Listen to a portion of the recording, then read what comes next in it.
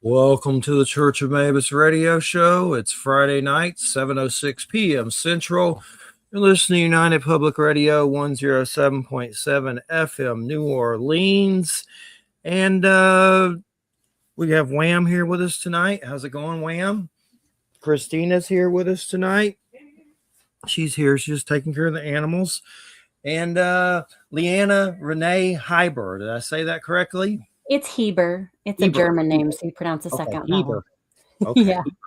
So great to have you here. And America's Most Gothic, Haunted History, Stranger Than Fiction. And a great book. I really enjoyed it. And is this like a sequel to the Invisible Women book, or are they separate books? It's the same authors, right? Yeah, it's a great that's a great question. And it is a separate standalone book, but it is sort of our follow-up to A Haunted History of Invisible Women, which Andrea James, my co-author, and myself, we wrote that book with a focus just on women's ghost stories and asking the question, how do we talk about women alive and dead? And it was the first book of its kind to really address ghost lore from just the women's perspective. And so we explored a lot of different stories that we found particularly fascinating, that really grabbed us and captivated us. And then the book did well. We were thrilled by that, and we thank everyone for the support of that book. And then that helped us when Kensington, our publisher, was basically, we all said, well, okay, well, what's next?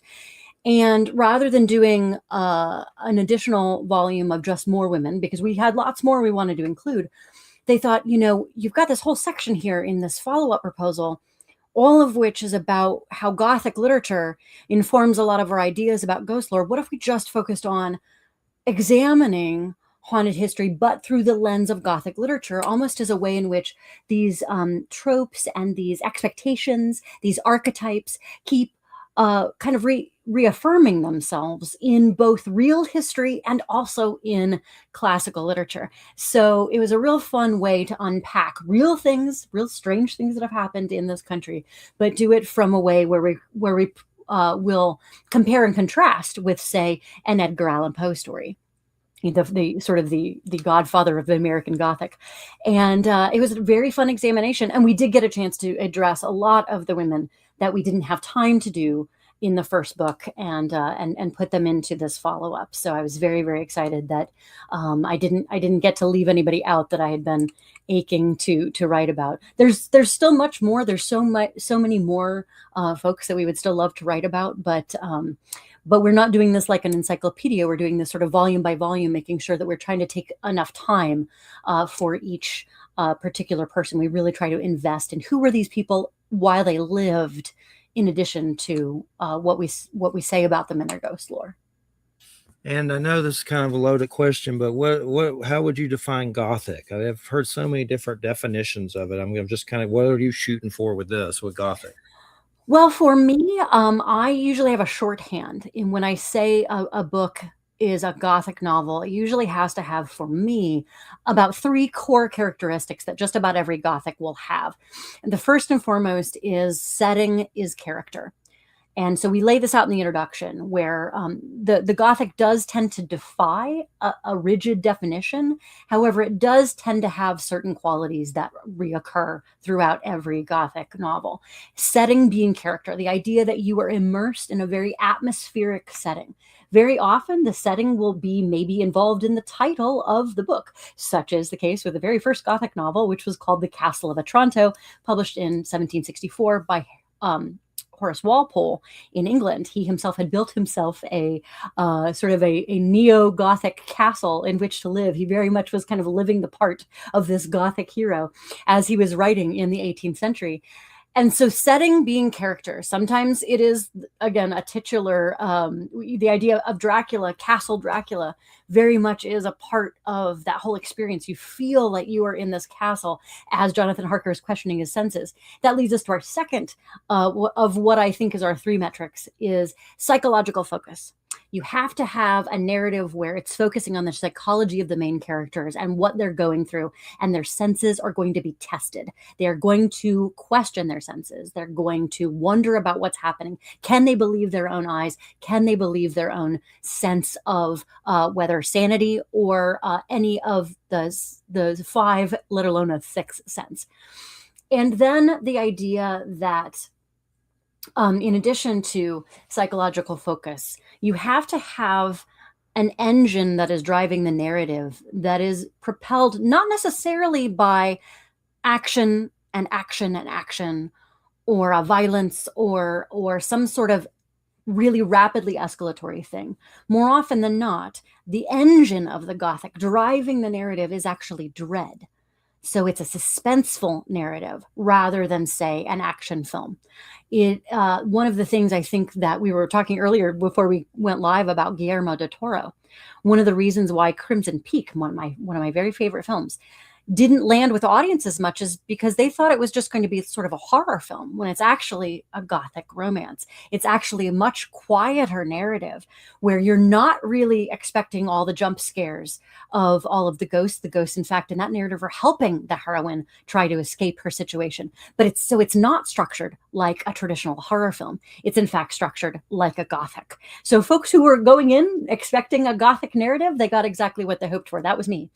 But people who are hoping for the jump scares in a traditional horror narrative, they were surprised that it was in fact so psychological, that it was in fact so character driven, and not as much into that idea of the horror, constant, nonstop driving narrative that we see in a lot of more modern films. So, but the Gothic's having a nice resurgence. So we're seeing that play out in a whole different, we have a real Gothic renaissance happening right now. So we're really thrilled to be part of that. Definitely so many great things, and we're talking about Edgar's and all the stuff he's doing, and I guess as an example, let's talk about the Bear Woman at first. So you can that would be one of the main stories that start off everything. What can you tell us about that? Well, that one's written by my co-author. So we split the book up into sections. And so there are things that Andrea focused on. She herself is Canadian, and she immigrated to the United States. She's fully a citizen here, but she has a lot of ties to her Canadian heritage. And this story of Marguerite de la Roche is a really incredible, real woman who lived, who was in fact abandoned, and all of this folklore that really was struck up around her. And Andrea does a beautiful job of unpacking all of that. It is very also atmospheric. And she also just talks about the strength of a woman who is trying to raise a baby alone in the midst of being stranded and against very harsh conditions. So she became known as the Bear Woman because she did, in fact, defend her child, her baby, against a bear, supposedly in folklore. And she became this sort of larger than life figure. So she's a great example of one of the types of elements that we talk about is, when does the narrative kind of get away from reality, or when is it reinforced, in fact, by real things that happened? And so there's a lot of myth making as well as some real true aspects of this woman's pretty inspiring and harrowing journey that Andrew did a really good job of bringing to life. And we started with that one. Our editor, Liz May, she did a great job when she was structuring the book at trying to lead us through what is sort of a Gothic trajectory. All of the book has 7 different sections in it, and each one of the sections is sort of a progression through a Gothic storyline. So we start with the wild and foreboding landscape, that idea of setting as character. So we start with that, and the Andrea's Bear Woman chapter does a great job of putting us into that very, very harrowing circumstance. And I wouldn't have wanted to be put in that situation, but I certainly enjoyed reading about it. Did you do the ships chapter? I did. Dead Ships and Dark Dreams. That's where my great love of ghost ships came in. I'd been traveling up for the past 10 years up to this one particular part of southern Maine. Wolf's Neck Preserve is this beautiful nature preserve in just beyond Portland, Maine. And it is just this beautiful, beautiful landscape. But the acoustics are really funny there, where you'll get like some really interesting echoes off of the bay. And I could just imagine if it was this dark and stormy night where you feel like you have this sound that's in front of you. I heard people talking when I was there at the edge of this bay, looking out, at the edge of the ocean, and then the scraggly rocks and this really dynamic atmosphere all around me. And I couldn't see anyone in front of me except that I heard their voices right in front of me. But it was the way the acoustics was bouncing off of the rocks around the bay there that made it seem like the sounds were right in front of me, but they were in fact behind me, almost, a quarter of a mile away. So this kind of jarring and unnerving acoustics made me think, wow, that's a really great element of what could have been a legitimately thought to be a ghost story, because you hear voices and you don't see anyone in front of you. So I thought that really lent itself to the idea of all of these wonderfully rich, centuries old histories of ghost ships sighted along this particular bay. And there were ships that ran aground on these very dangerous rocks. They're right out into the bay there. They're all very sharp. They're all very dynamic. They look beautiful against the water, but it's very dangerous and treacherous with this very, very jagged coastline to be sailing in and out of these ports. And Casco Bay had some very famous, downed ships through the years, ships that just never came back to port. And so ghost ships have a very long and storied sighting around this particular part. And the idea of fog descending, all of the atmospheric qualities that you would expect on a rugged coastal American Gothic really kind of came to bear as I was researching this. And I had wonderful help with the Brick Store Museum, which is a lovely little, a small little historical museum in Kennebunk, southern Maine. And they were so wonderful about their own particular archives of a doomed ship called the Isidore, where every single, to a man, every single sailor had a bad dream about the ship the night before they launched, and it in fact never made it back to port. And everyone on the ship perished, and all of the family members talked about how they all had these premonitions of something happening to the ship, and that in fact proving true. So kind of these mysterious omens, these dark dreams, all of these things kind of factoring into this ghost lore of Americana that does in fact parallel real ships going aground in dangerous conditions. So it's a beautiful landscape, but it can definitely prove treacherous. And it was another one of those things where it made me think, wow, I love going on board a tall ship. I love being around historic rigging and things like that. I certainly wouldn't have wanted to man one. What years was this? Like the time periods? When there was pirates or different? It was Yeah. So originally the Dash. I talk about the Dash, which is one of the most famous of these Casco Bay and the Freeport region. The dead ship of Harpswell and Freeport, sort of the shared bay there. This was a privateering vessel. So we're talking late 1700s and into what would be the early days of the War of 1812 in some of these cases. So privateering vessels, yes, piracy depended on if you had a privateering license and whose crown you were loyal to, depending on if you were or were not a legitimate pirate. So there was a lot of kind of wild history along the coasts, and also some literal land pirates who were honestly just clever thieves who would create fake lighthouses by creating, and we see this in the Daphne du Maurier novel, Jamaica Inn, which was a Alfred Hitchcock film, where there's people who create a fake lighthouse. And in this case, that's set in Cornwall in England, to run a ship aground to rocks, and then thieves would steal all the contents of the ships. And this happened also in our country along the Massachusetts coast and along the Maine coast. And Massachusetts and Maine were at a time they had been kind of the same territories. So there's all of this kind of difficult and fraught and dangerous history, and who is benefiting from what along the coastline. That created a lot of very, very dark and kind of sinister history, but also Maine as a state separating away from Massachusetts later in our American history really didn't have much support during the War of 1812. And so the Dash was trying to actually navigate around some of the blockades. And she did very successful privateering missions. And then on her like 16th voyage or something, she did not come back. And it was said that the ghost ship docked. And the ghost ship was seen to have docked at many different times going forward in history. And that as some of the family members began to pass away, some of the sightings of the ship were seen around the time of other family members of those original shipmates was coming to collect their departed family members. So there's this interesting sort of family legacy that follows this idea of these ghost ships, which I think is pretty fascinating.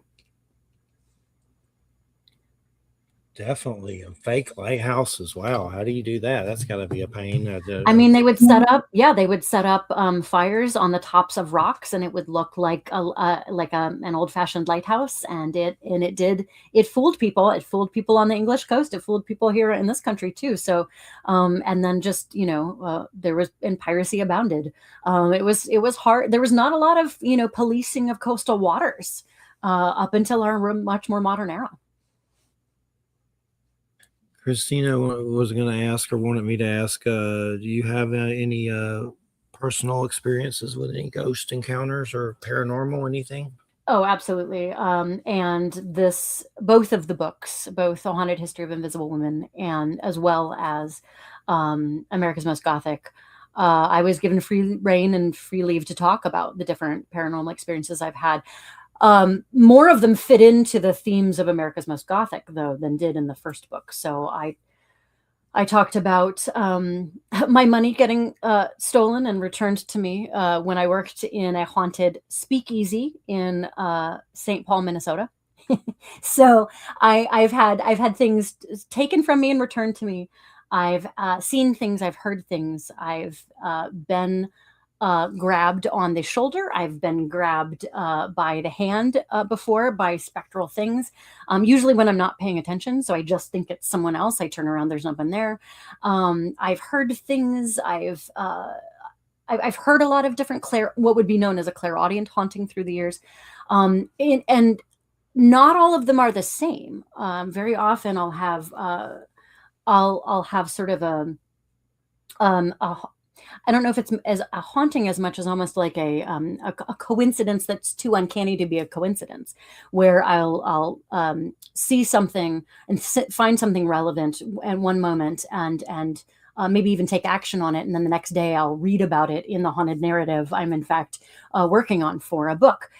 Interesting things where I'll pick up on something I think as I'm writing, oh, I wonder if this could be in play, and then I do a little bit more digging of research. Oh, in fact, that absolutely was. My instinct was completely correct about something that I kind of intuited about things. So I've had spikes of pain when I've gone by buildings that I didn't know until later were in fact very haunted narratives. When I've gone and to visit particularly known haunted spaces, I've had very, very physical, visceral reactions. I talk about that when I went to Gettysburg, about the migraine I had the minute that I turned onto what I later learned was part of the battlefield itself. I didn't know at that point. I just thought it was farmland, and then later found out that no, there was actually a battle that had taken place right there.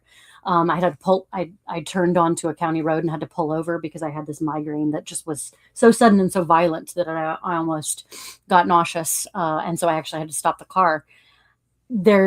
I definitely feel there's an energy sensitivity that's there. And I can go into a little bit more detail about a specific story. It just kind of depends. There's a range of them. I do discuss them as they're relevant. One of the things that I didn't want to do within the book is to talk so much about my own experiences that I didn't let these stories speak for themselves. I want to make sure, yes, I have my own understanding of the narratives. And because the Gothic asks for a psychological focus, I am bringing my own opinion and thoughts to bear in these narratives, as is Andrea.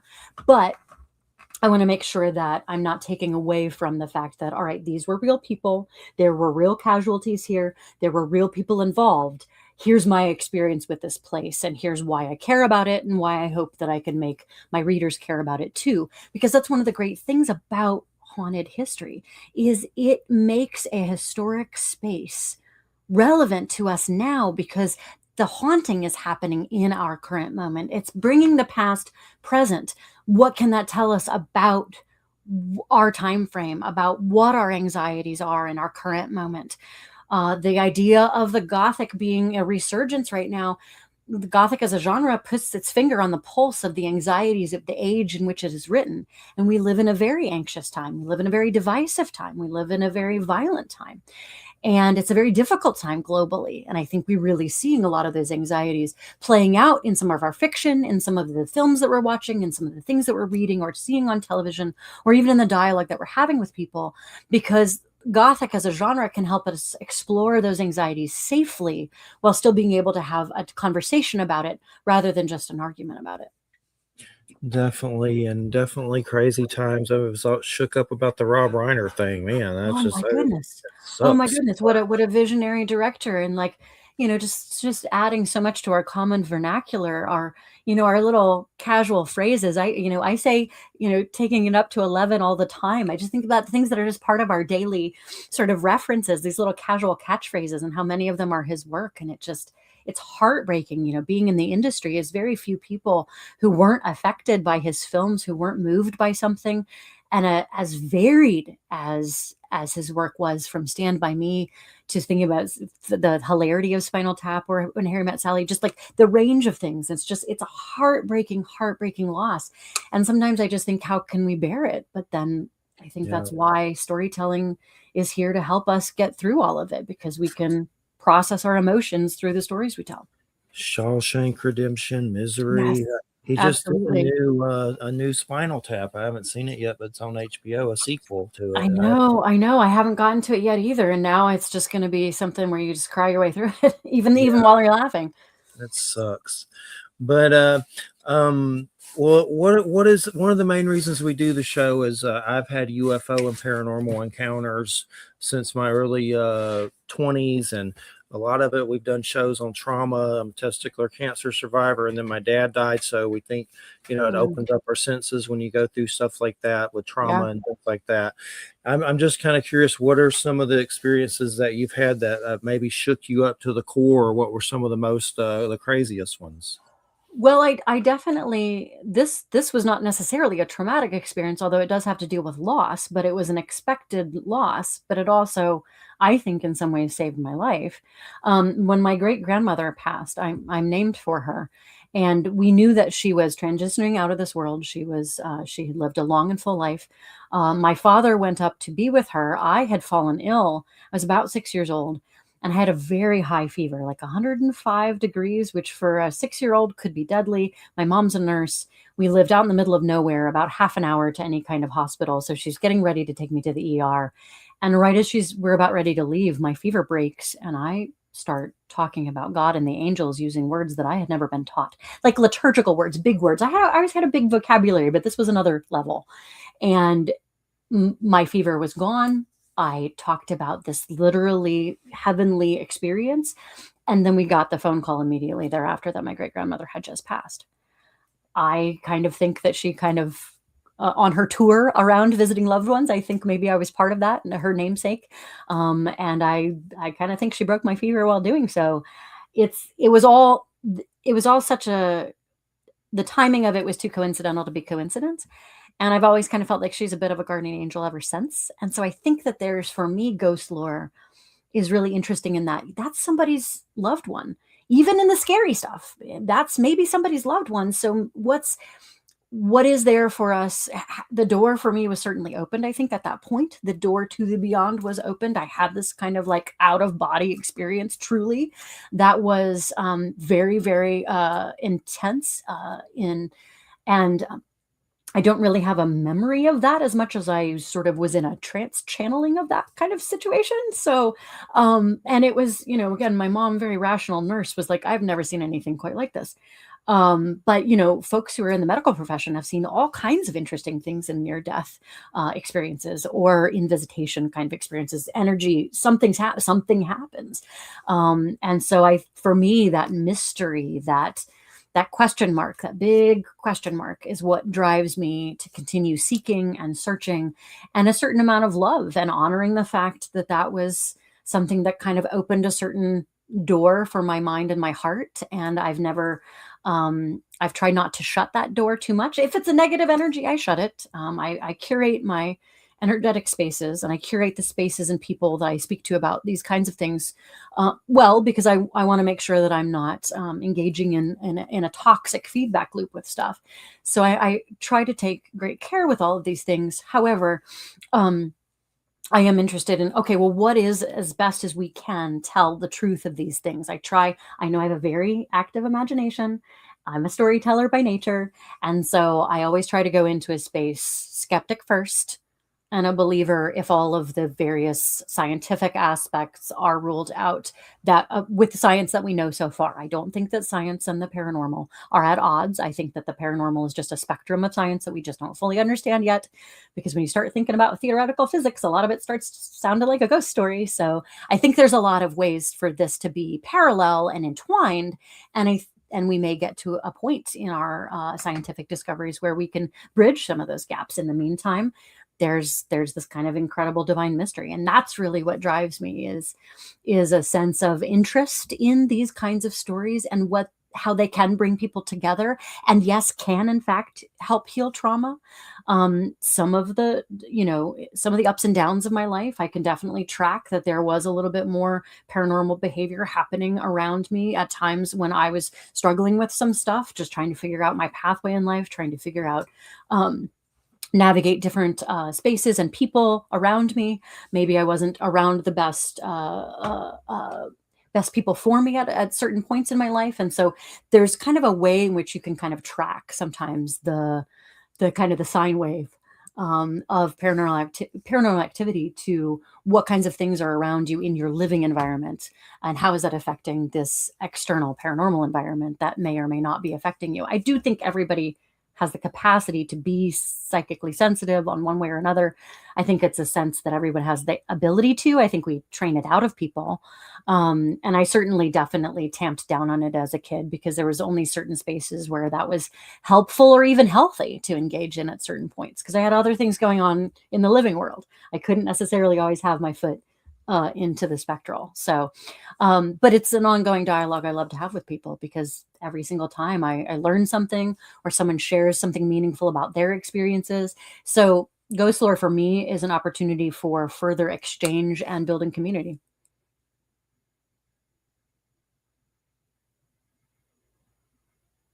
I forgot I muted dogs.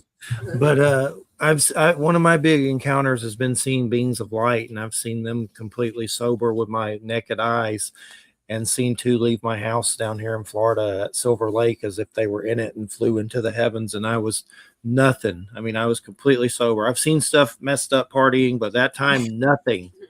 Right. Completely sober. And it was like two people made of light, as if they'd been in the house and just came out the roof and flew into the heavens. And I'll never forget it. I think it may be my dad, or I don't really know. I've heard so many different things of what it could be, from aliens to angels to yada, yada, yada, to Yeah. Project Blue Beam hallucinations. But there's so many different things. But the ghost thing's fascinating. We've been watching a lot of those paranormal videos, like Slapped Ham and that stuff on YouTube. And I think some of it's real, but you certainly just don't know. But it is interesting to think about some of the stuff that's going on in some of those videos. It's like, it seems like there's always some kind of trickster element, and they always kind of seem like they can't. I mean, maybe they can do something to hurt you, like scratch you, and that sucks. But it seems like a lot of them just can just move a door, or turn a light off. That's about the extent of it. But one of the most interesting things, and maybe you have some feedback on this, is ghost clothes. I always wonder about their clothes and what they're wearing. Is that what you get stuck with forever when you die in it? Do you get a ghost wardrobe? What do what do you get a hold of when you're dead? And I know there's rumors that you're stuck with what you died in. And I'd like to think that's not true. I agree with you. I don't necessarily think that's true. I think it almost becomes a certain point of identity. And it's funny that you ask this question, and that we're talking about this, because I used to work for a television studio in Manhattan that would do press junkets, and would do, like, famous people would come in and talk about what show they were doing. When Neil deGrasse Tyson came in to talk about the Cosmos show that he was doing, he and I were chatting between the interviews, because I was a stage manager there. And I said, well, I work with ghost stories and I tell ghost stories for a living. I write them. I'm a ghost tour guide in New York City. So I have a lot of thoughts about all that. And he goes, okay, ghost clothes. Same thing you just said. Ghost clothes. Where do they come from? Why are they wearing what they're wearing? Do they have a wardrobe? All of this, and it was such a funny thing, and I never actually had really thought about that until that moment. And he goes, so if you talk to any of them, you got to ask them, like, for science. So, not to say that he believed, but it was a very funny kind of way we were talking about it. But it does go to this question of what is the human eye? What are we processing when we see a ghost, and what are we looking at? And now in my fiction, I am very clear about the ghost having the ability to choose how they present themselves, because I personally want that sense of agency and autonomy. I want the freedom to decide how I appear to someone. I do think that if there is a ghost there that is very clear that they are in the outfit that they died in, if someone is seeing a distressed, bloodied outfit, that could be a sign that that's the ghost wants to remind people that that is in fact how they died. It could very much could be a sense of they died in violence, and so it's the psychic imprint of the violent act in and of itself, rather than it necessarily being a what would be known more as more of a conscientious or relational spirit rather than a psychic imprint. The idea of a cognizant spirit and an active haunting versus the psychic imprint. I think more often than not, you see the violence or the moment of death represented more almost in a psychic imprint, like that idea of flash paper upon a given space. So I do think that there is a little bit of leeway here, because no one's paranormal experience is exactly the same. All of us have different ways we see. We all have different abilities. I have to wear glasses. This eye doesn't work as well as this eye. I don't see ghosts in the same way that, say, my partner Tom sees ghosts. He can see things in a different spectrum. Now he also has epilepsy, and so in that regard, there's an idea of, can different neurological spaces allow us to see different spectrums of light, because a lot of his epilepsy is in fact light and aura triggered. So there's all these different ways. Some of us have better sense of smell, some of us have better hearing than others.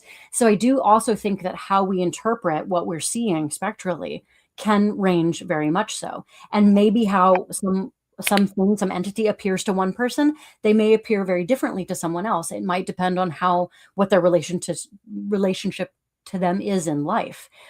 When we're talking about, a lot of these historic hauntings, we try to say, okay, well, when they've been seen repeatedly, it's usually been like this, but here's a couple of outliers. We try to present as many things as we could find in archives and say, all right, here's what we got. Here's what made it to the New York Times.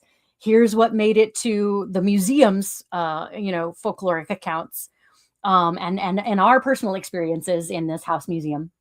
And then we let the reader decide what they think about it too, because the reader is a part of this too. None of us are here to say we can prove one thing exactly or another, because we can't. And we're not here to tell anybody what to believe, because I do believe that one's own experience with the paranormal is deeply personal.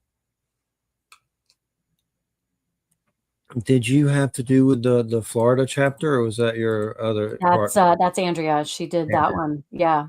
Do you remember much from it? That anything you could share? Mostly because Florida, right? That's what it's referring to. Yeah, Florida. Absolutely. And one of the things that she wanted to do with that chapter very specifically is to discuss the fact that there were enslaved people on plantations in Florida's history. And so she just talked very specifically about that history and how she found it kind of inadvertently when she was going down with her family to Disney World. So, the idea that there is a lot of very difficult history in our country, and we can't look away from it. We can't act like it didn't happen. We have to just sit with that discomfort. And so that's what she's asking us to do in that chapter. And I think she did it really beautifully. Yeah, where I'm at in Florida, there's a place called Dozier in Mariana, which was you might have heard of it. It had a craziness that happened there, but we had something down the road from us from Graceville that is very upsetting. It was a place called Heritage Trail, and it was this guy that owned the Bible college across from us, and he brought all these like old buildings there, like a church. And I guess I don't know if it was plantation times or what, but I call it Little House on the Prairie. And he Hmm. set it up. But the weirdest thing about it is there's a plaque there that tells you a story. And basically, the gist of it is that the Spanish came through here and they tried to convert the natives, and one of the natives had more than one wife, and he didn't want to have just one wife. So the next thing you know, there's a bloodbath down there in that place. And this little place down the road. Well, guess what they just did, this Bible college? They just burned the whole place down, and they're going to put a sports stadium over it. And Wow. it's so Wow. God. Like Yeah, that's I how you mean, get a skinwalker. there's But a yeah. lot. But Well, the there's a lot too of, and there's unfortunately a lot of moments in folkloric narratives that are kind of displacing a lot of things onto native populations as a way of almost offshoring things, when that's not necessarily coming from, native traditions. So that gets additionally difficult then when also the history is then getting, like you said, erased from this, additionally on top of it. So it's like the layers to getting to the truth very often are very, very, very complicated. And all I all I can say to just sort of like address that is the idea that we have to keep asking questions, and we have to keep asking, all right, who is benefiting from a certain narrative versus who is being harmed by a certain narrative. And we try our best not to continue to recreate harmful narratives if at all possible. Well, I hope they have Native American ghost stuff happen to them at least on some kind of level during their sportsing. I This is a, mean, yeah, yeah, the same. it's there when there's disrespect happening. I think that's the stuff that upsets me the most about things like the ghost shows that go in kind of yelling at ghosts and things if they go into the spirit world, or they go in and kind of making demands of the spirit world if they go into a supposed haunted location, especially if it's a location of trauma and pain, and suffering, to go in and like kind of try to get a rise out of the spirit world. That's the stuff for me that I get really upset about, because Andrea and I both our golden rule about this work is respect for the dead. It doesn't mean we're not, addressing some, there are villains in history, and we treat them as such. We don't try to rehabilitate someone who was violent. We are very clear about all of that, but at the same time, the general respect for a location where suffering happened, as that being real people, not a Hollywood invention. Wham's friend Bruce Hallenbeck has a book about the Kinderfell creature with small town monsters, and there was some paranormal. Kinderhook. Kinderhook. Okay, Kinderhook. Kinderhook. Always mess it up.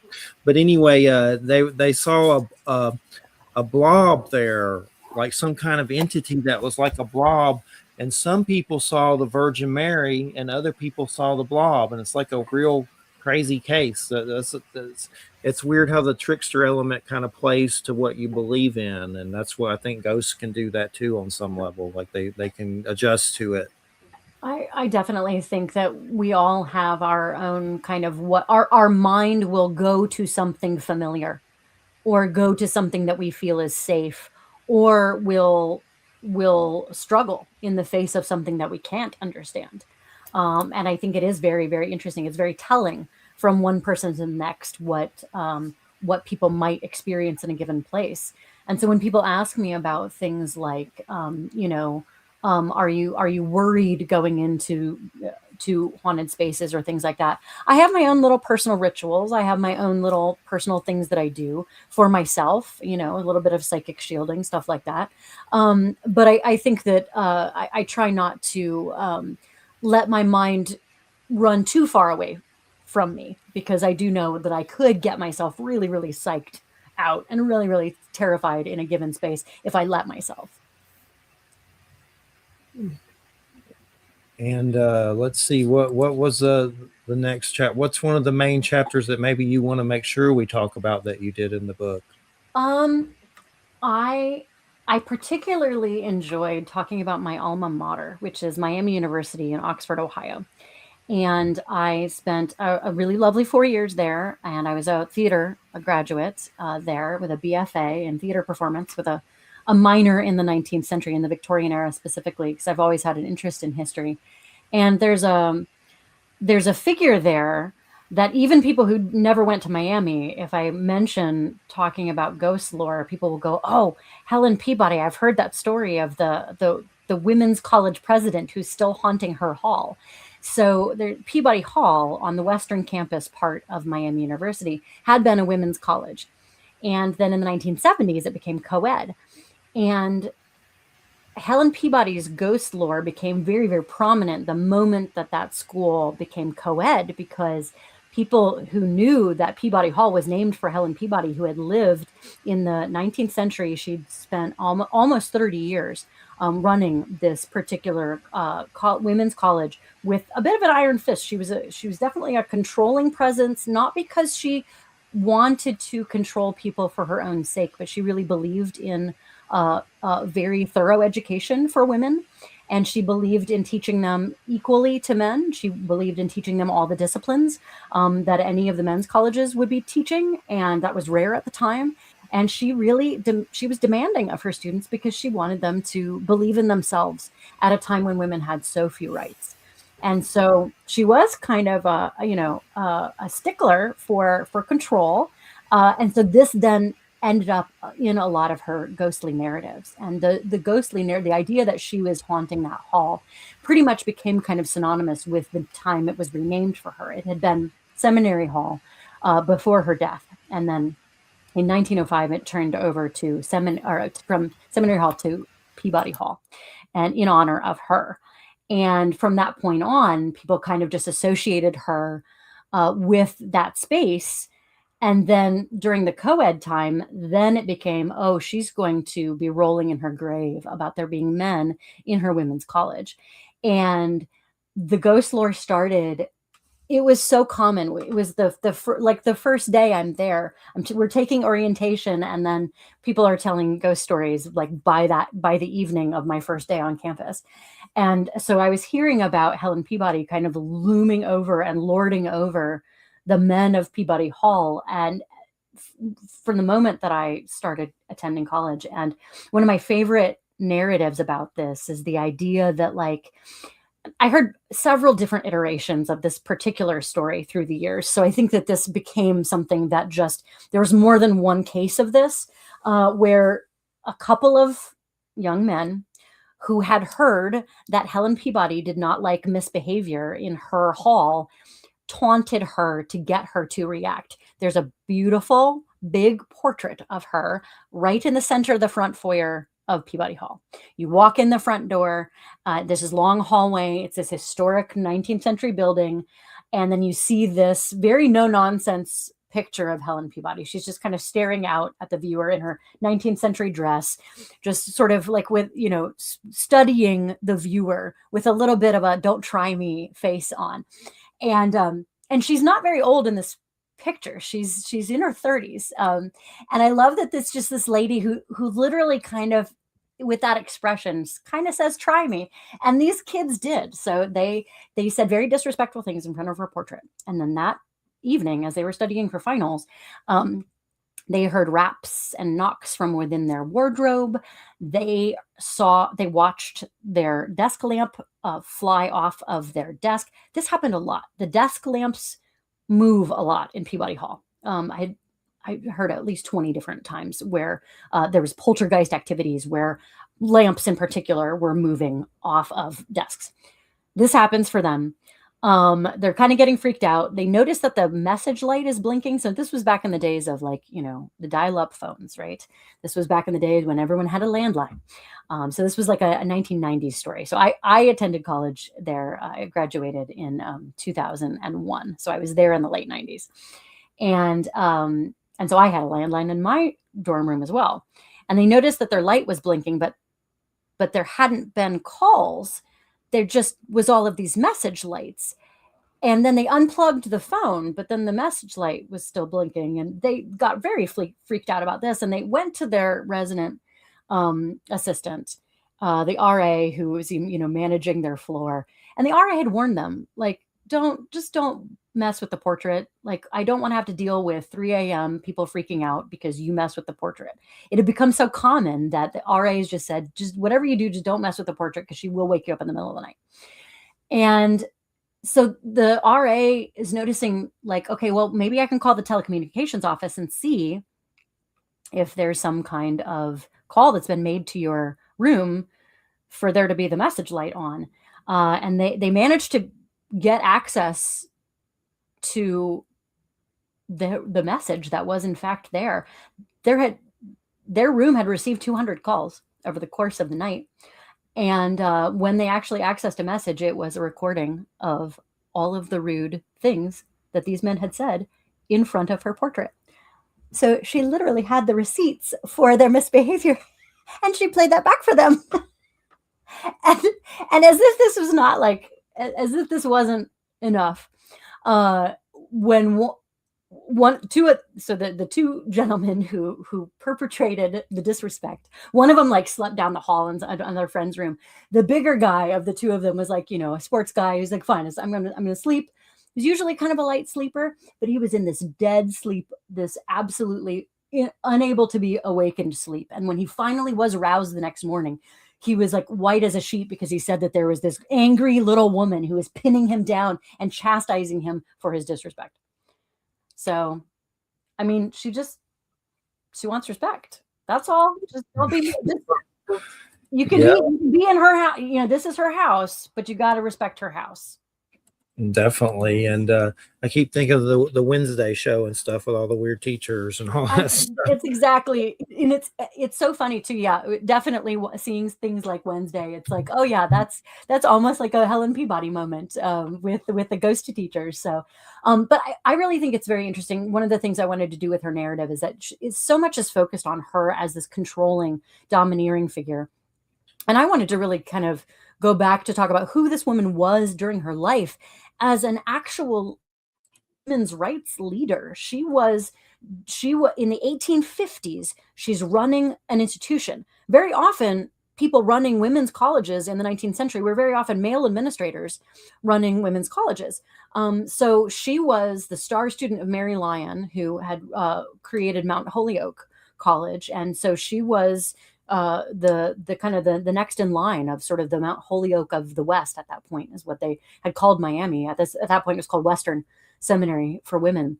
And she was a leadership figure, and she was controlling because she really, really wanted women during the 4 years that she had them to have control over their own lives at a point when women had no control outside of that institution, because there were no rights about their bodies. There were no rights about their ability to own property. There was no rights about the ability to own a bank account or to set one up, or any of the various things that we take for granted now as being able to have our own autonomous rights. That was something that Helen Peabody wanted to grant her charges just within the 4 years when she could have them in Peabody Hall and hope to make the best of them. A dog just party fouled a drink on my legs. I'll live. But luckily it wasn't that full, but my legs smell like some kind of booze that Christina had. But I was just laughing. It's on my feet. But good job, Harley. Thanks for the party foul. Okay, well, at least it was a ghost and not, or at least it was a dog and not a ghost. Yeah. Sometimes my drink will just knock over, and I'm not quite sure if it's just me being klutzy or if it's a visitation.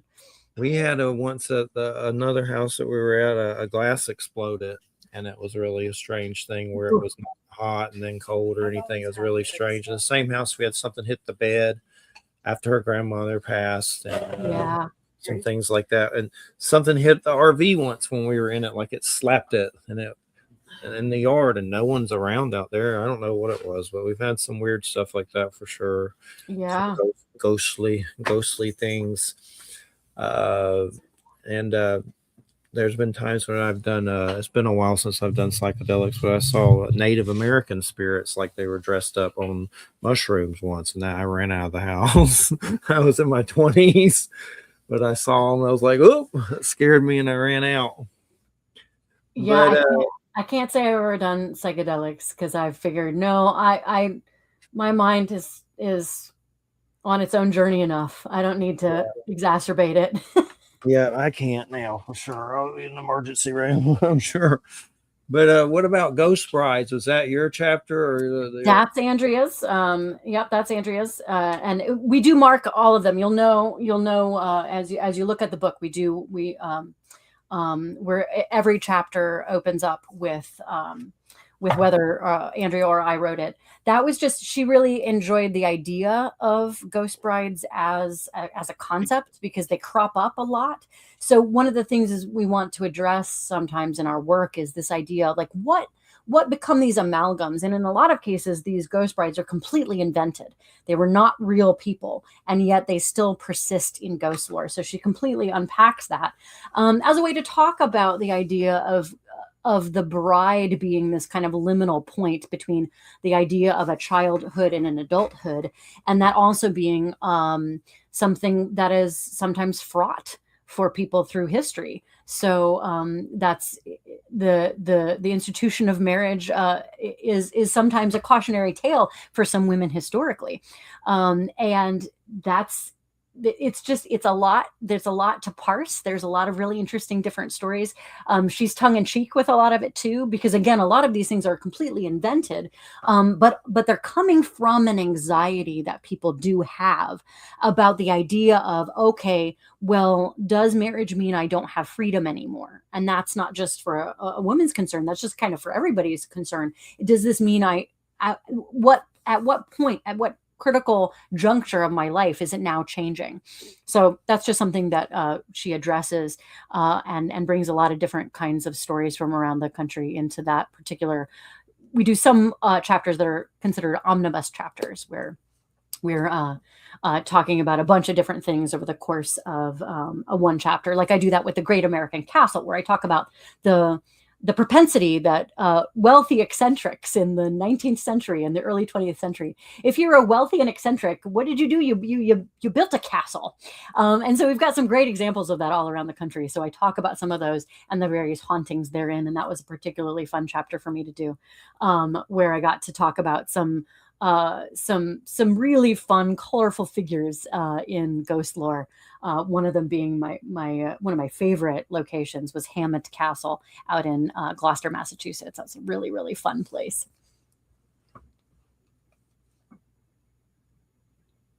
Christina's asked about Marie Laveau. Is there something about her, Crossroads, or? Not at the crossroads. So Marie Laveau, we talk about her sort of very briefly in our first book, An Haunted History of Invisible Women. We talk about her very briefly, but because neither Andrea nor I are practitioners in that tradition, we want to be extremely respectful of that tradition because there's been a lot of misunderstanding about her through the years. So we mention her as a figure and then allow her to be a part of that narrative in so much as further reading, we recommend further reading. In terms of the crossroads for me, I talk about, that is my chapter where I talk about motorcycle ghosts that there's several different motorcycle ghosts in Ohio specifically, one of which I experienced myself. And then I talk about Resurrection Mary, who is a very famous Chicago ghost. And she's fascinating because she went dancing one night and then never returned home because she got into a car accident. That's the lore about her. So her lore is that she is still hitching a ride home from the ballroom. And she has been danced with and felt and picked up by people through the years. Not as many current, not as many modern sightings of Resurrection Mary, but her lore is so pervasive through Chicago that anyone who had been raised anywhere near it had always heard her tale. To the point where, even police officers had thought they'd saw a young woman walking by the side of the road and then, stopped in to ask about, is this young woman okay? And then no one could find her or place her. So that the idea of a spirit at the crossroads, I use both the motorcycle ghosts and Resurrection Mary as a way to discuss the idea of how ghost lore through the years has changed depending whether it's a highwayman or a carriage accident or some other conveyance through modern transportation that has crashed at a particularly perilous cross in a road. And so there is a ghostly figure that's there to kind of warn you to slow down around the sharp winding curves or to be mindful of this particular intersection. And so the idea of the ghosts themselves being at the crossroads, we'll find a lot of by the wayside or hitchhiker spirits and ghosts through a lot of ghost lore. So I do talk about some, there's a really great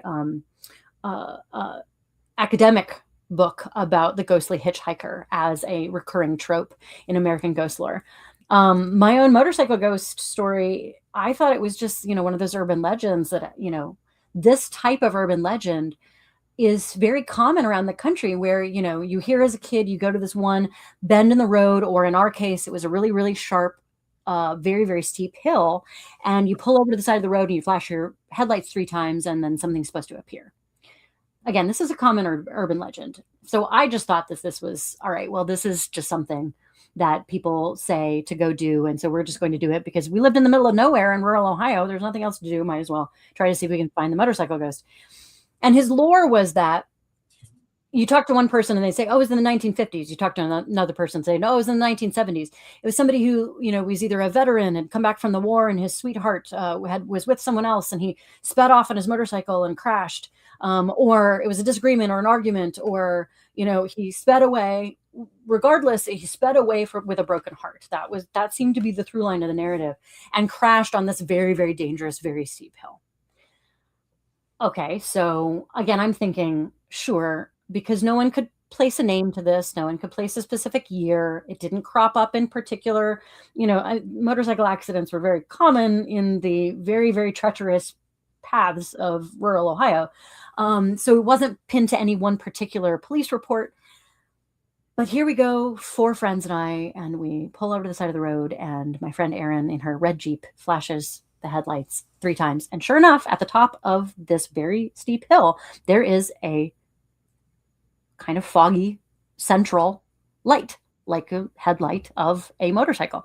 And this solitary light floats down the large hill, and there's no sound attached to it. It's just the light. And we're all freaking out, and we all ask each other, and we were stone cold sober. We were very obedient kids. We liked trespassing in graveyards, but that was the extent of it. We weren't drinking. We didn't have any drugs. We just were like, let's go see the ghost. So we were completely sober, asking each other, what are we seeing? All of us saw this light. None of us heard anything associated with it.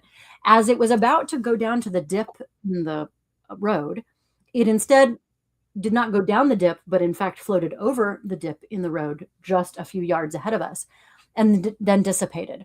But if it had continued its trajectory, as it passed us, even though it had dissipated by this point, if it had been maintaining its speed, at that point, it crashed. This very loud, very, very distinct metal crash sounded on the top of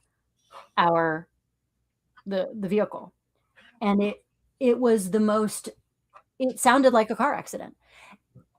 And we screamed. I've never screamed that much in my life. I don't think my friends screamed that much in our life. And we tore out. Aaron just tore out from the side of the road. And there's no like side of the road. This was like, we were almost in a ditch kind of level. So again, these are not finished roadways hardly at this point. And it's 20 miles before we have any civilization again, before we get to a gas station parking lot and finally pause the car, get out of the car, and look on the top of the car, because surely a sound like that had to leave a mark. Nothing. Pristine. Like nothing had hit it, like nothing had... We had no idea what made that sound. We all heard it. We all screamed. And then we just didn't go back, because we thought, all right, well, that's very definitive. That whatever that entity was telling us, like, be safe, like, don't do this. What are you doing? I talked to a girl. So during book tour for America's Most Gothic, I went back to Miami University. So this motorcycle ghost is not far from my college. So I'm talking about the motorcycle ghost in a college class because the Miami Alumni Association has brought me into school to say, hey, here's a best-selling author. She's one of your, she's an alumni of this very college. So she's going to come and talk to your class. And so I was telling them ghost stories because that's what people like to hear. And I was talking about the motorcycle ghost. And this young woman comes up to me. She goes, oh, yeah, we went many times and it got really, really mad. The last time that we went, the light turned red and then it cracked our window. And I was like, well, what did you go and do that multiple times for? The ghost said what it said. It was telling you to get out. Why did you test it? So I'm one of those folks where if I feel like there has been a warning shot fired, I do not test the warning shot. So that's my PSA. If there is a ghost that makes it clear in no uncertain terms that you should get out, and then you shouldn't test it. Just saying. Definitely. We just had Maxim Furyk on. He was I forget the guy's name, unfortunately, but the guy that passed away from the Annabelle doll, the paranormal investigator, he had just taken a picture with that guy with the doll. When we were telling that story, that was definitely creepy. But because he was just there with the guy, and then the guy went on and passed away. So he was there with the guy, and they actually took a picture with him with the guy that passed away, supposedly from all that situation. But yeah, definitely, I understand about the ghost shot thing. It's interesting how a lot of these stories about the vehicles show up in different states. Like I know some, here and in Georgia where I'm from, and it's weird how they have like a protector role in that on some level. And then a lot of the paranormal videos, of course, get into that subject. And there was one guy in a foreign country that the guy was, and I don't know if it was real. I mean, you don't know. That's the point of it all.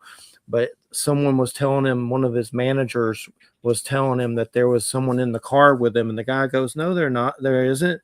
And it turns out that I guess it was picking up somebody sitting in the car with him when it wasn't there. And there's a lot of weird stuff like that that's really creepy, that any of it could be fake, so you don't ever know. But I think some of it's real. But how do you know unless you're there? Well, I mean, that was the thing I didn't expect. We all thought we were just kind of bored, and it was one of those things where none of us thought something was really gonna show up. I was shocked to hear, that almost 30 years later, that there's still students trying this too, and that there's still something that's showing up for people, to the point where there was multiple experiences for this one girl, and that it changed to actually create almost a violence with like a cracked window. And I was like, oh no, if that light turned red, I am sorry, that if that light turned red, that's terrifying, actually. So that was one thing I didn't even expect, that I would hear further stories about one of my own ghost stories, just been in talking to people in the area. And that's one of the things I do love about lore, is that people share their experiences with me as I go and talk with different people in different areas. Because you are right that like this trope is common. It does show up time and again. And I agree with you that I think that it is a protector. I really do believe that the sites that had a crash or something like that, I really do think that there's, if nothing else, like again, a place memory that is trying to avoid there being a literal pileup of other cases. I'd like to think that I'm a big believer in like the helpful ghost. I think that that's a really interesting narrative, and I talk about that in several different chapters in the book. When there's something that becomes a warning, a spirit, I think those things are really incredible. And that's actually what my sort of mental takeaway was from this motorcycle ghost. I was like, how do I even parse that? What's my takeaway from this? And my takeaway was watch your speed, and watch these hills, and don't be reckless on the road. And every time that I am driving really steep roads or really sharp curves, I think about the motorcycle ghost to this day.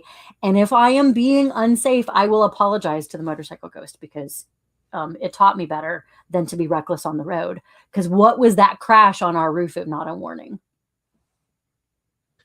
I've seen a body get carried off from a motorcycle crash that was in a white sheet before, just going by in traffic. It always haunts you when you see stuff like that. It's just so It's creepy. yeah, it's no, and this is very real for people. This is very, very real. And these things are,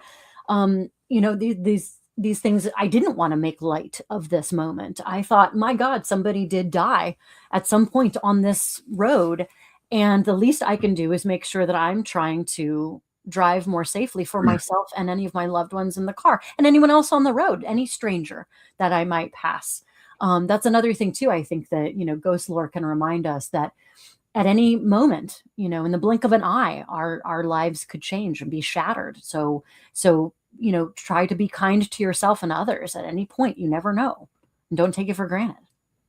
It's like the stories of the little ghost hands that help move the car and they put powder on them and stuff. There's a lot of those. Seriously, there's all kinds of situations where stuff has happened. And even some of my most skeptical friends, I think that's one of the reasons why ghost lore really has this pervasive power, is because even the most skeptical of people will have that one story that either happened to them or it happened to a loved one who's similarly skeptical. And they're like, I don't believe in ghosts, but then there was this one thing where I can't explain why I knew how to step to the side at this one moment when something was going to end that they didn't know was going to come flying at them. What are these moments, that these split second moments where something is there intervening, or they're listening to some instinct that they didn't know that they had, listening to a voice or being actually physically moved. uh these things for me are just like kind of enjoyable question marks um that again keep me returning to this lore, because it's always a little bit different. Even if some things are the same, there will be little cultural nuances, there'll be little personal details that will be different. People will reimagine these things for their own circumstances. And sure, if it's all mass hysteria, okay, great, but if it saves lives, then who's it hurting? Go with the mute again. Uh, what about the vampires of Rhode Island? Was that yours So or that her? that's Andrea too. So Andrea did some of the expected famous ones, the real famous things that you would expect. So the idea of the Rhode Island, the New England vampire panic, this was a real thing that happened in our nation's history, where there's literally was a vampire panic prior to the writing of Bram Stoker's Dracula. So prior to our modern understanding of modern vampire lore, there was a group of people in parts of Rhode Island that believed that Mercy Brown, a young woman who died of tuberculosis, was in fact a vampire, because people at that time didn't exactly understand what was happening to corpses as they decayed. And not every corpse would decay in the same way, and certainly not in different environmental conditions. So her corpse just happened to be particularly preserved, and this really freaked people out. And so there was a practice in some of these vampire cases where they would like burn bodies and like snort their bones, literally, like these. And this was considered maybe to be a preventative of becoming a vampire yourself. Some really wild things that kind of fall into sort of the mass hysteria that you could sort of fault something like Salem, Massachusetts, and the witch trials there in the 1690s. We write about that in A Haunted History of Invisible Women, about how that kind of got out of hand. It was little girls kind of getting away, who kind of let a story get away with itself. And then suddenly you have a bunch of witch trials and a bunch of people who are being put to death, mainly so that the city can seize assets. And so in the case of the New England vampire panic, none of that is in play. There's not an agenda happening in that regard. It's superstition involved, certainly. But it's definitely behavior that we would now think, wow, that's really, you're going to snort somebody's bones to prevent becoming a vampire? Well, that's interesting.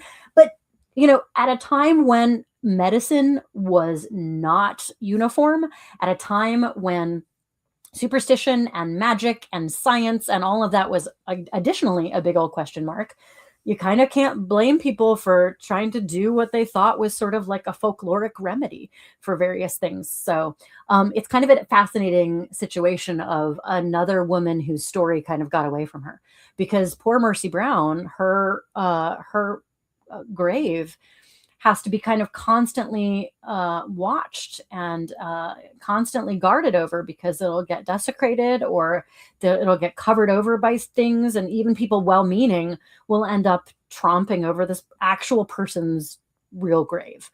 And so again, we're trying to kind of like sift through some of the aggrandizing and try to get to the truth of who really were these people and what were the historic accounts that then got misconstrued through the years. Because there's a lot of games of telephone that get played when you talk about a 1700s, 1800s, 1900s kind of story. A lot of things change through the years, but yet they're still captivating the imagination, because there's still this kind of this unsettled, unsolved nature of it.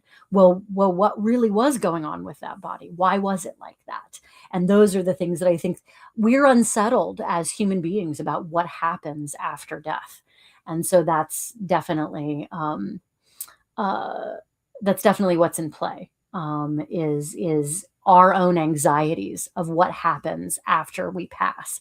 That's what makes ghost lore additionally relevant, additionally stirring, additionally resonant, and part of the dialogue that we are having when we talk about ghost lore is us examining and grappling with and coming to terms with our own discomfort about our own mortality. William, Christina was asking about your ghost ship story. There's something about a ghost ship that you saw. If you want to share it, I don't know, something about a ghost ship. We did talk about the ghost ship chapter before, about I myself did not see a ghost ship myself, but I was in the area in southern Maine where I was talking about the acoustics there, and I definitely heard voices that were not in front of me. So I could see how ghost lore would happen, especially in that part of southern Maine.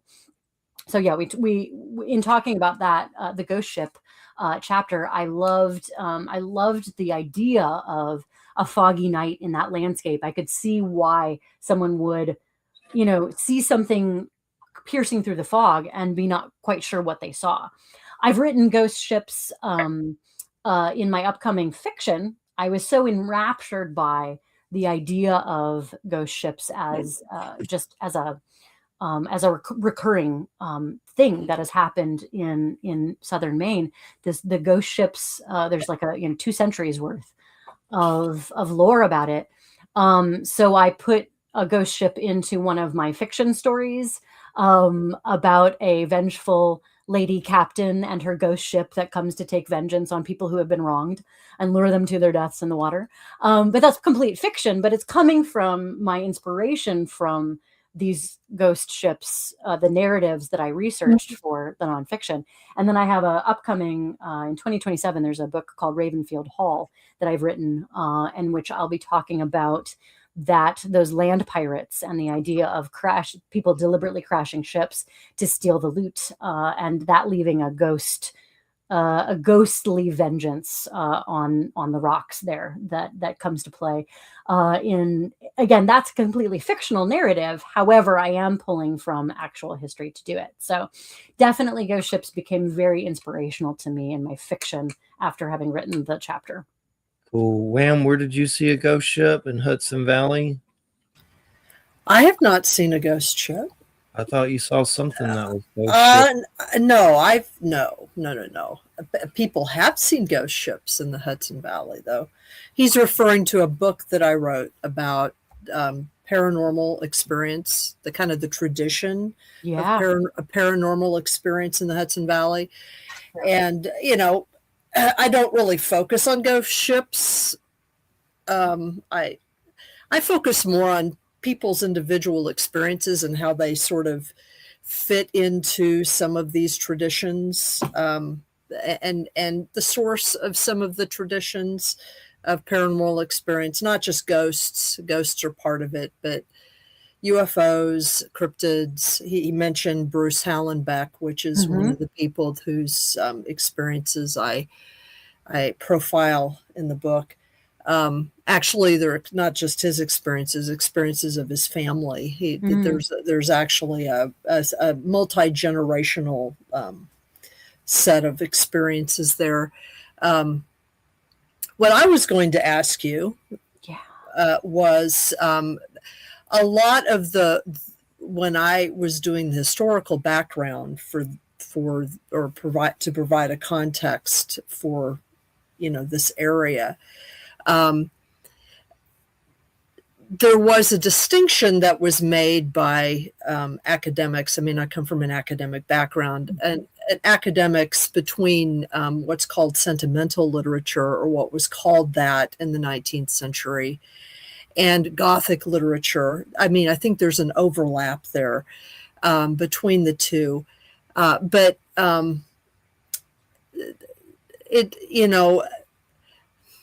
I guess one of the questions I was going to ask you, and this is more of a kind of a theoretical question more than anything else, what is the relationship that you might see between sentimental literature and Gothic literature? Because when I look at those two things, because both can deal with ghost stories or unusual events, or include folklore or things like that. And of course, the example that a lot of people look at when they're looking at sort of the historical context of the Hudson Valley as because a set that is defined in some ways by a set of literary tropes, when you think about these things, is of course Washington Irving. Yes. I mean, he's not the only person, but he's kind of who put these, some of these stories on the map. And when I did a bunch of work on Washington Irving for the book, I mean, one of the things that I thought was interesting about what Irving did was that he did he created stories, but he also duplicated stories, and he used the stories that he wrote about as sort of like a foil to include both folklore, but also troubling items. Some of those contested stories, some of those difficult. Like, for example, and a lot of this stuff isn't included in sort of popular mainstream renditions of the stories. Like, for example, Rip Van Winkle. Rip Van Winkle.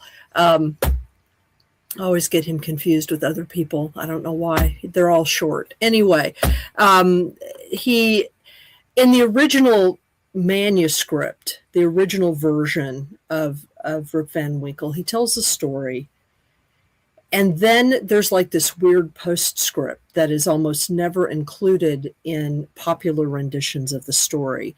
And what this postscript does is it completely reframes the story. Because the story of Rip Van Winkle is that he's this guy who's henpecked by his wife, and he gets pissed off, and he and his dog go off on a walk in the Catskills and disappear for 20 years. Because he hears the little people playing ball or whatever they're playing, and then he comes back. But that's not the whole story.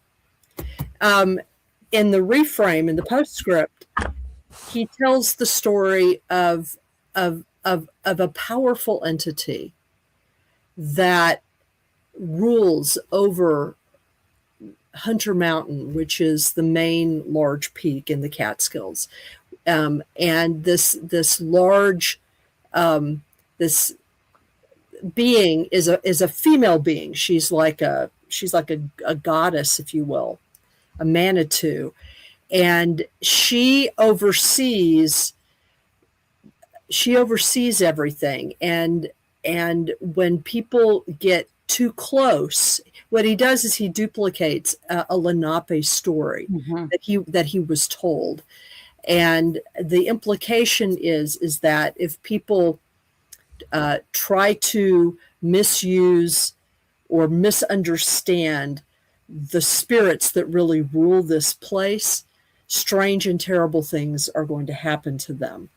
And it stands in contrast to this kind of funny Dutch story that actually duplicates a lot of Dutch tropes that are not necessarily, indigenous at all.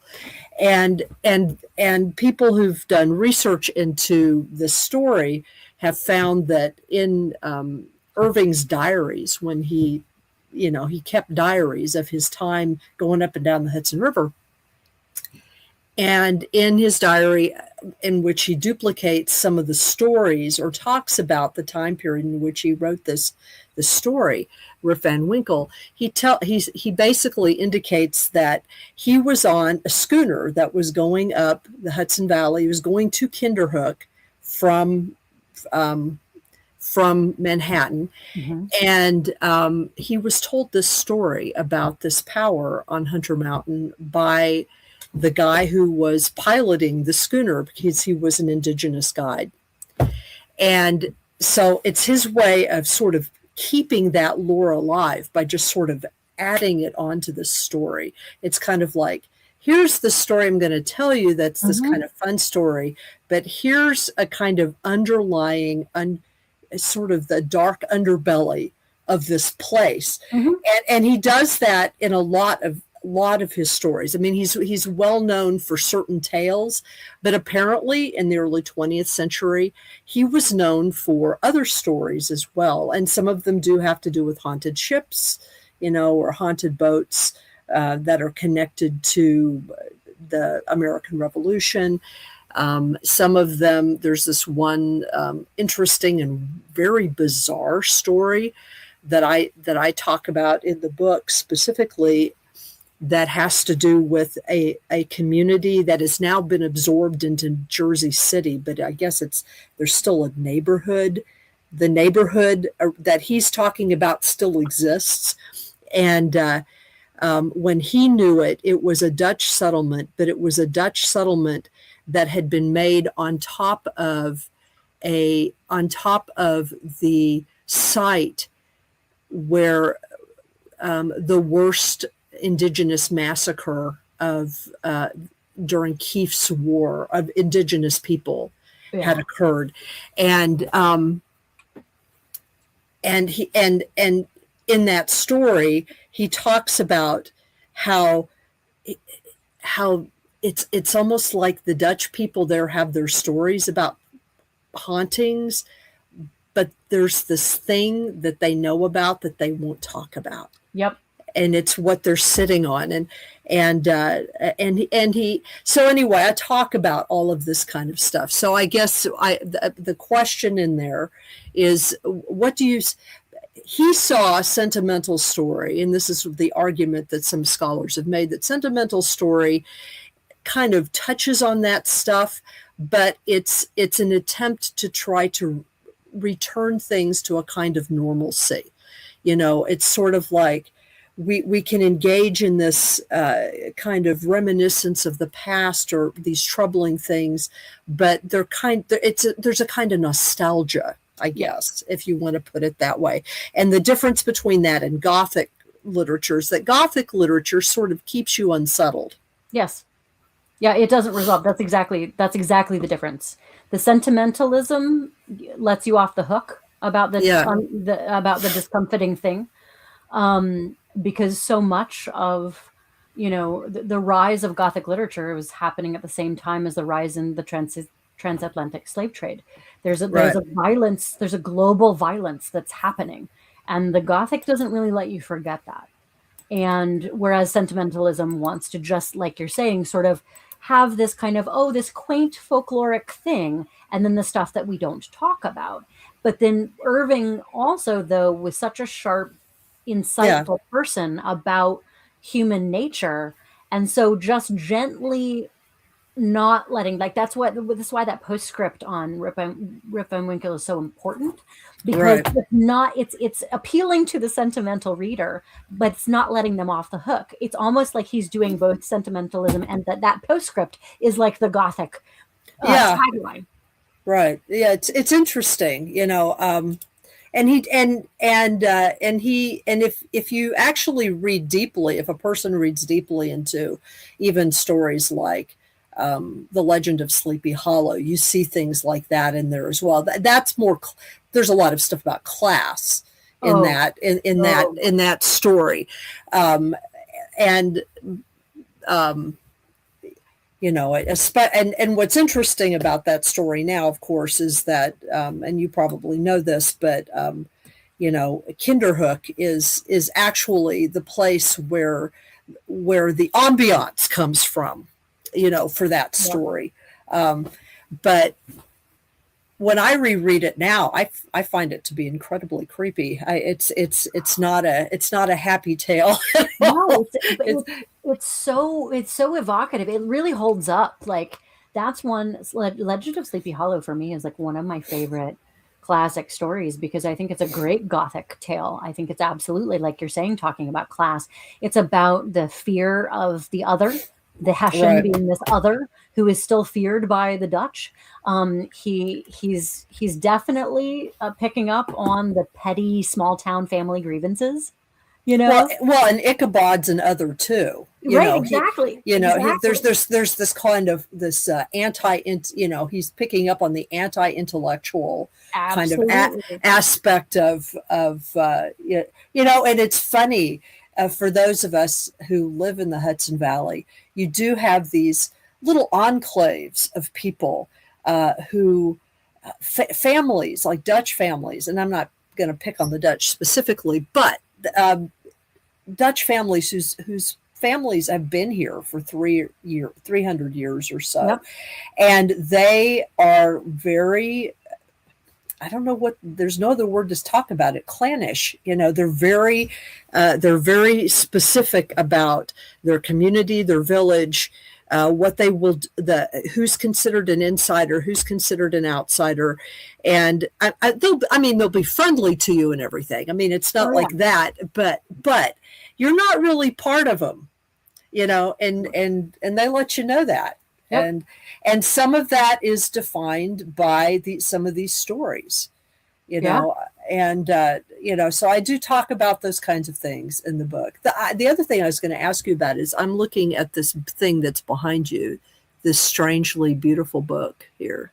Yeah, that was my debut. That was my debut novel. So yeah. So I did a little, like, while you were talking, I did a little bit of like research on that book. It's just to get the synopsis and everything. And so, can you tell us a little bit about what inspired you to specifically write that, and what role does Jack the Ripper play in that book? So I wrote. So Strange and Beautiful was inspired by my first trip to England, and I took a Jack the Ripper tour, and I just really was fascinated by the history. And I thought, and I asked myself, like, what if Jack the Ripper was in fact a paranormal entity? And I had asked this question right before I started working for the Cincinnati Shakespeare Festival. And so I was working on all of these different Shakespeare plays, and I was engrossed in, like, the bard. Shakespeare as a storyteller is like the core of so much of our modern storytelling. We're kind of just all like leaning into a bunch of Shakespeare tropes.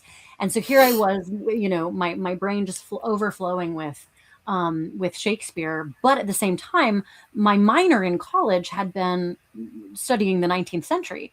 And so Jack the Ripper happening in 1888, that's a particular year that I have a fascination with, to the point where it's otherworldly. My fascination with the year 1888 crops up in all kinds of different aspects of my life. I think it's a past life thing. I feel connected to that particular time period in a way that is unresolved, in a way that is seeking, in a way that absolutely wants to, like, scratch at the surface of that time period and find my way through it. And I had characters that just kind of literally waltzed into my mind, that populated the Strangely Beautiful universe. And there's 3 books that are a part of it, and it's a intertwined family saga that has themes that go back to Greek mythology. And it is the idea of, like, what if what if Jack the Ripper was a creature from the underworld and trying to like come and look for something that had gone missing? So I was asking myself these questions, while I was steeped in walking the streets and walking the paths where these women had lost their lives. Um, and just kind of thinking, what if I can create a Gothic novel? It is absolutely a Gothic novel. What if I can put all my favorite things? The idea of like, what if a very Jane Eyre narrative, one of my favorite books, what if Jane Eyre is very entwined with, say, like a haunted academy? I love dark academia as a genre. What if I have this sort of haunted school? What if I'm dealing with this sort of outsider character who's coming in, haunted by your own demons? And what if it's just what if there's just ghosts everywhere? So for me, it was just a real exploration of all of my favorite things with my love of Gothic literature, my love of a Gothic novel, my interest in the 19th century, having gone to England specifically for a research trip for a school project, and just being obsessed with what I'd found there. And it just, from that point, these characters unfolded that have a paranormal mystery to solve. And then I took that forward, where it goes forward in time, and the finale of the series ends with the First World War. So it's dealing with some very difficult real history in the midst of some fantastical adventures. Okay, cool. That sounds very cool. Thank you. Yeah, it's been one of my great loves. Is like, that particular book was just, it was the kind of my guiding light. I'd been pursuing a career in theater as a professional actress for many years, and when I moved to New York in 2005, I was at a Broadway callback, and all I could think about was Strange and Beautiful. And I asked myself, what is going to make my soul happy? What will I regret if I don't do in this life? And I looked in the mirror at that Broadway callback, and I said, I got to do the book. So I stopped auditioning, shifted away from theater full time, and then moved into trying to get my books published. And that's been my path ever since. Wow. I still do theater periodically, but books are my foremost love and and profession, as well as being a ghost tour guide, which is fun. Yeah, you got to make your money somewhere, right? All told, all together from a bunch of different plates that I spin, it all right. works. Right. Yeah. I understand. I mean, I ran away from academia for a similar reason. So it's like, do I really want to go to conferences and try to convince people to listen to, I'm trying to convince academics to listen to the importance of paranormal story. I mean, now it's become all the thing, but right. And I'm very grateful that we've had our books now being taught in folklore classes and being taught in women's history classes about the idea of shaping narratives. I'm grateful for all of that, but yeah, I do not envy you trying to. When I know how legitimate the subject matter is, I do not envy you trying to tell people its legitimacy. Yeah. Of course, my parents were both academics.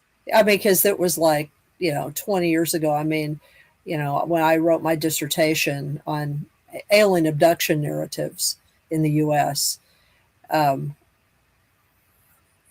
the last 3 years, I have had more people ask me for my dissertation than in the previous 17 years. I mean, it's been ridiculous. So it's like, well, you were ahead of the curve there. Yes, I was ahead of the curve, and it affected my ability to get a job, and now I'm fine. It just took a while. It is hard. I mean, the paranormal life, it's like it's a difficult thing when you have to navigate the spaces and places where you can and can't talk about this stuff, or where it will or won't be taken seriously, regardless of if you are a believer or not. Sometimes just the subject matter itself is a non-starter for some people. Oh yeah. People don't want to know about it. They don't want to talk about it, or it scares them. I guess it scares them. And I want to have I do always want to make sure that I'm holding space in my heart to respect the fact that for some people, this stuff is legitimately terrifying. And I never want to make light of that, because sometimes that terror is coming from a legitimate traumatic experience Oh, at yeah. any point in life.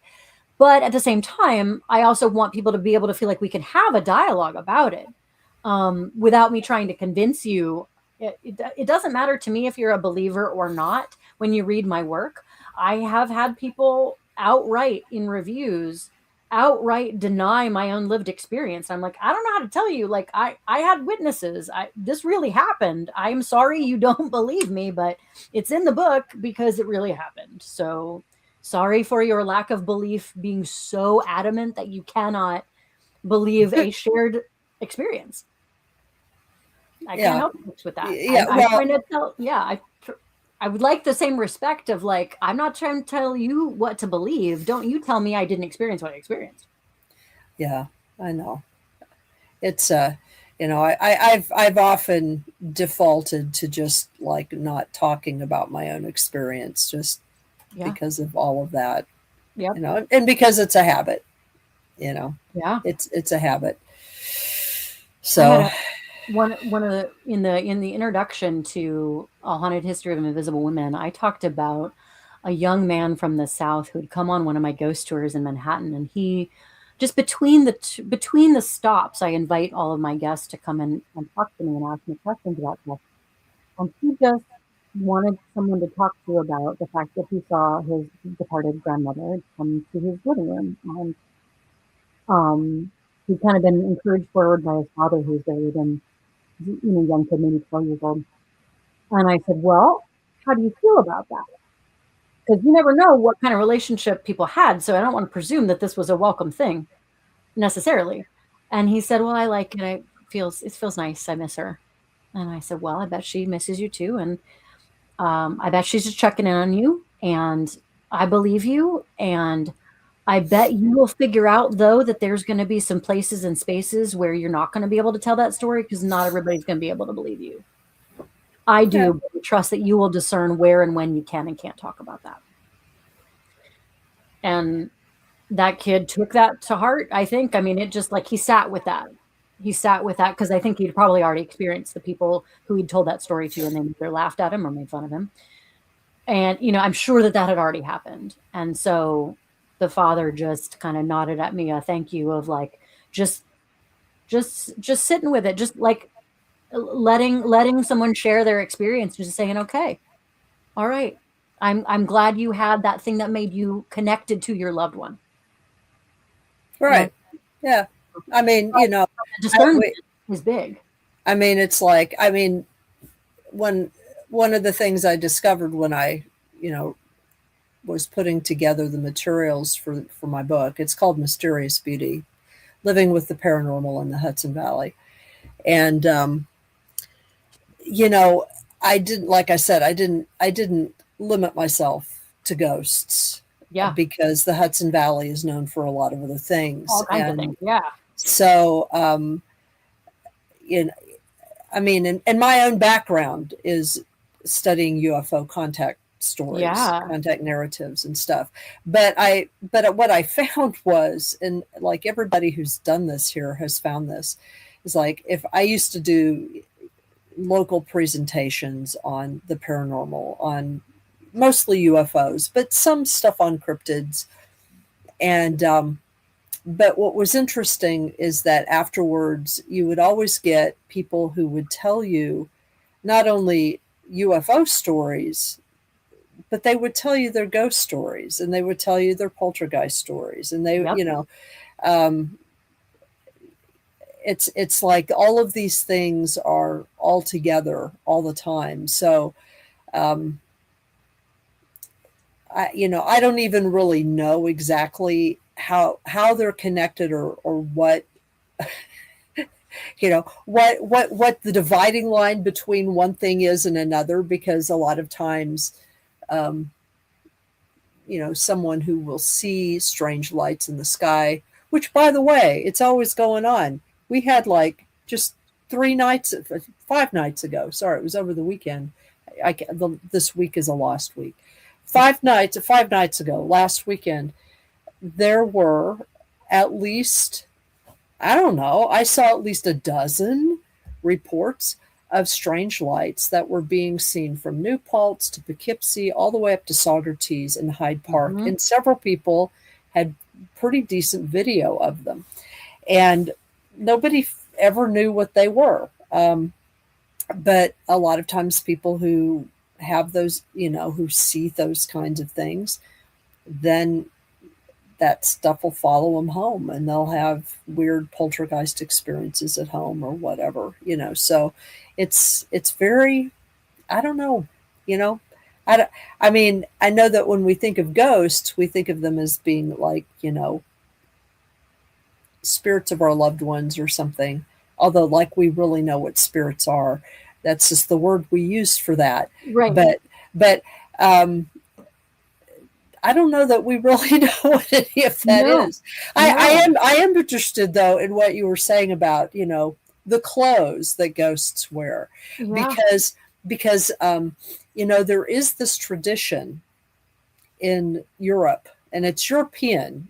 It's a European tradition of ghosts being seen in plaid shirts, which has been, I don't know if it's a current thing, like if people are still seeing that, but I've run across this a lot in older material, and it reminds me of an experience that my father had, where he had this he used to talk about it, this very intense ghost experience when he was a child, where he was awakened in the middle of the night, and he saw this person at the foot of his bed, and it felt like this person was like digging around on his feet,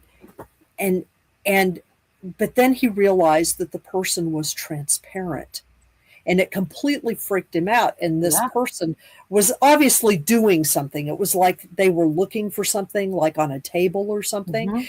And that person like moved up his leg up to his head, and was clearly not aware of him, like the fact that he wasn't messing, that he was messing with a person and not with stuff on a table. And that is terrifying. But this guy had a plaid shirt on. He was able to see him very clearly. Wow. He once he got up to his head, my dad said he freaked out. He just started screaming, and his older brother came and turned the light on, and of course, boom, it was gone. Right. But then later on, after he calmed down and everything, went back to bed, he did manage to get to sleep, but he said he woke up right, like sort of at dawn, when the sun was just starting to come in, and he could see a figure standing in the corner of his room, kind of looking in his direction. And he had this plaid shirt on again. So he knew he was the same guy, Wow. But I do remember that house they lived in, because I do remember one weird thing that happened there, that like it was at Christmas. I guess I'm remembering it because it was Christmas. We were visiting, and all of the it was one of those things where they always divided the kids up, from the adults, and so the kids would all sit in the other room and eat. Kid table. And the kid table, the kid room, and then the parents or the adults would be in a different room. And so it was, everybody had finished eating, and we were all just sort of hanging out. And the parents had kind of moved back to the living room, and I don't know, I guess the female members of the family were beginning the cleanup, and we heard this noise, in the kids, we all heard this noise together, and we couldn't figure out what it was. And we thought it was one of the adults moving around. But when we looked into the other room, there was nobody in the room, and we could all hear footsteps going around the dinner table, that was the empty dinner table there. We could hear them, and we were all just like, oh, wow. That's like one of my first memories of a paranormal experience. It was very strange. So the house was definitely haunted. But so yeah, I mean, I'm interested in the because I remember reading the stories and going, what is the plaid thing about? is it because lots of people wore plaid shirts? I mean, like, that's so specific, or did it just become something that became like this repeated part of ghost lore that people didn't question? I don't yeah, I don't know where the origins of some of these repeated themes come from.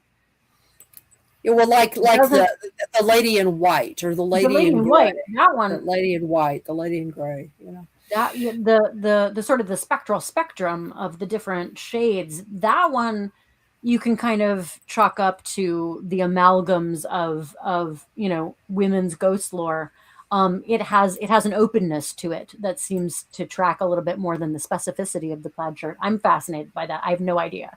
That is you'll have to keep in touch with me, because if you ever find the origin of the plaid shirt ghost of the plaid shirt, yeah. I mean, I think that there actually has been a couple, like I seem to remember an article written about that, but it might be like an older thing, and it might be might be American too. That I don't know. It's interesting. There's all these regionalisms that crop into it, and so you don't necessarily. It's so hard to find what that initial cultural influence that creates a specificity that gets repeated because the specificity is interesting. Yeah. I mean, the thing is interesting. Another thing the plaid shirt thing for me is interesting because there was another incident that occurred. I did not witness this. I lived in a house in Kansas City, Missouri that was haunted. And I experienced other things there, but I didn't experience this particular thing. I had a roommate, and we rented the second and third floors of this very large house, and of course we had a separate entrance that would lead us into that they had built that would lead us up into the second floor. Well, if you went in our front door, interior front door, and you'd go right up the stairs, my bedroom was immediately to the right, and like I had two rooms, and it was immediately to the right, and then right in front was like a kind of a bathroom for everybody, and then to the left was this large living area, and then if you kind of went all the way up the stairs and like made a U-turn to your left, there's stairs to the third floor, which is where my roommate mostly hung out. Well, she came home late one night. I was in bed, and she came in the front door. All I heard was screaming. That's all I heard. It woke me up, and I came out. I was like, what the hell is going on? Yeah. And apparently she had come in the front door and had looked up the stairs, and there was some like street light coming in, and she had seen a man standing at the top of the stairs in a plaid shirt and dungarees, and she had thought that he was an intruder, obviously. Well, yeah. And so she had screamed, and he hadn't reacted, and he had just turned and gone to the left towards the living room and disappeared just like that. Freaked her completely out. Yeah.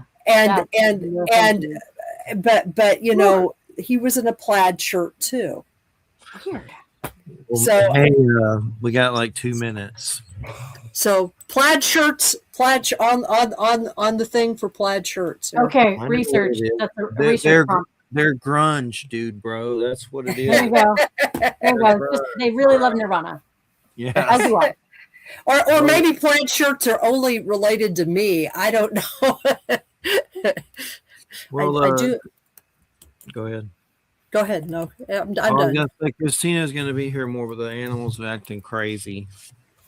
But they're acting nuts. But Leanna, it's been a great show with a great way to end the year with this final show of the year. We appreciate it so much. Do you have a website or anything you want to give out? Yes, if you go to leannarenehieber.com, you can check out all of my books. Also, if you look for America's Most Gothic Haunted History Stranger Than Fiction at any of your favorite retailers, it is available wherever books are sold. We have it available in audiobook with Andrea and I reading our respective chapters.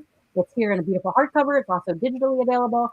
So, yeah, America's Most Gothic, that's our latest, and definitely would love to hear your thoughts. I'm on most of the social medias. I'm trying to stay off of them and finish a book deadline by the beginning of the year, but I do love to hear from folks. So yeah, if you go on to leannarenehieber.com, there's a contact page, and it goes right to, you can email me if you have any questions or thoughts.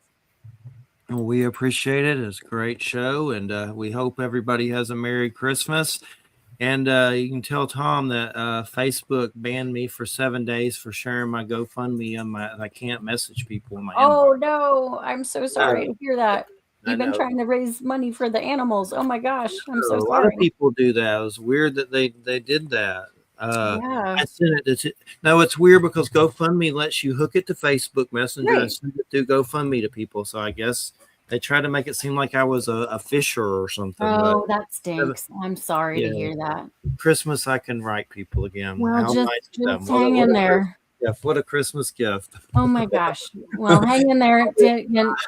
Take care of scratch all your animals. Pat all your animals for me. We appreciate it. Great show. Tell Tom I said hi, and he's Thanks, going to come on everyone. at some point in the future. And Yeah. we appreciate it. Thanks so much. Have a great Christmas. Thanks everybody. again for your time, everybody. Take Have it a good- easy. Have a You good too. weekend. Good night, everybody. Good night.